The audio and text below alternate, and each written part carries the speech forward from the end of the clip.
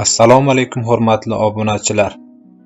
Birinchi dars HTML asosiy misollar. Darsda Visual Studio Code dasturida davom ettiramiz. Faylimizni index.html yoki birinchi dars.html deb nomlaymiz. Eslatma: nomlangan faylimiz oxiri .html bilan tugashi kerak. HTML hujjatlari. Barcha HTML hujjatlari hujjat turi deklaratsiyasidan boshlanishi kerak. Qo'shtirnoq ichida doctype HTML. HTML hujjatining o'zi qo'shtirnoq ichida HTML bilan boshlanadi va qo'shtirnoq ichida slash HTML bilan tugaydi. HTML hujjatining ko'rinadigan qismi ichida slash body. HTML sarlavhalari H1 HTML sarlavhalari to teglari bilan belgilanadi H6 gacha. H1 eng muhim sarlavhani belgilaydi.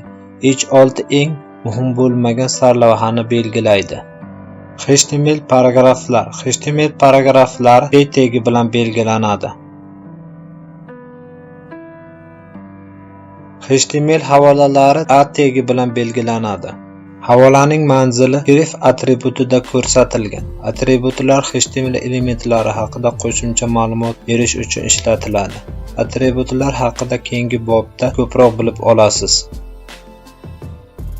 HTML tasvirlar. HTML tasvirlari image tagi bilan belgilanadi. Manba fayl, srec, muqobil matn, alt, viz va height atributlari sifatida taqdim etiladi.